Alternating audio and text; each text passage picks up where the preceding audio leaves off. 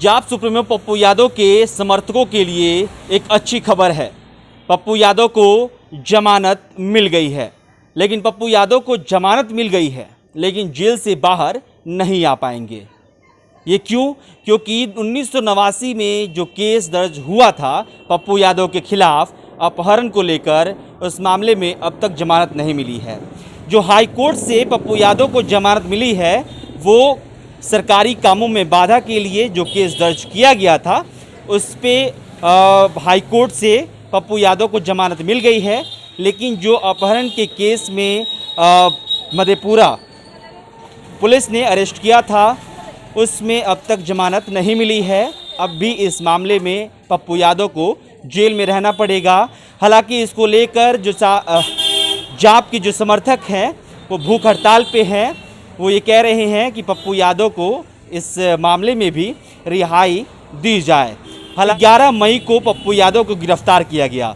जो खबर है उसके अनुसार जो अपहरण का मामला था 1989 का, उसमें 22 मार्च 2021 को वारंट जारी किया गया, जिसके बाद 11 मई को पप्पू यादव को गिरफ्तार किया गया। उस वक्त जो पहला केस बना वो ये था कि सरकारी कामों में उन्होंने बाधा डाला। उसके बाद जब उनको गिरफ्तार कर लिया गया उसके बाद फिर ये कहा गया कि पप्पू यादव को 1989 में हुए अपहरण के मामले में गिरफ्तार किया गया है। हालांकि अब देखना होगा कि पप्पू यादव फिर कैसे बाहर निकल कर आते हैं, क्योंकि पप्पू यादव के पास एकमात्र एक ही सहारा है हाई कोर्ट, जहां पे वो फिर याचिका दायर कर सकते हैं ताकि उनको बेल मिल सके। हालांकि मधेपुरा सेशन कोर्ट से उनके बेल को पहले ही खारिज कर दिया गया है इस मामले में। तब देखना होगा कि पप्पू यादव जेल से बाहर कब आ पाते हैं।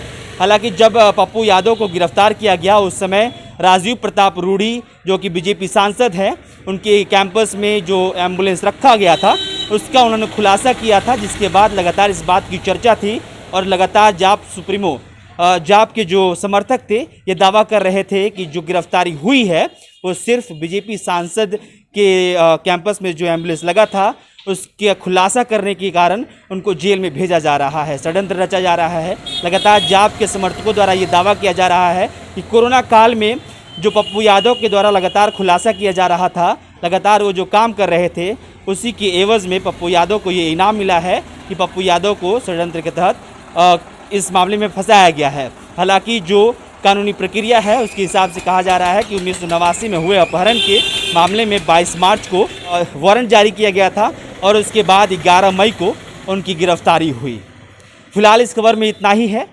एक तरफ जो जाप के समर्थक हैं उनके लिए खुशखबरी है कि उनको एक मामले में जमानत मिल गई है, लेकिन दूसरी तरफ ये चिंताजनक विषय है जाप के समर्थकों के खेमे में कि उनको अभी अपहरण के मामले में नहीं मिल पाया है बेल। तो देखना होगा कि हाईकोर्ट में जब फिर पप्पू यादव के वकील जब दाखिल करते हैं बेल के लिए तो क्या कुछ निकल कर सामने आता है। फिलहाल इस खबर में इतना ही। इस खबर से जुड़े जो भी अपडेट होंगे हम आप तक लेकर पहुंचेंगे। इस कैमरे के पीछे श्रेयस है, मेरा नाम अभिषेक श्रीवास्तव है। बहुत बहुत शुक्रिया।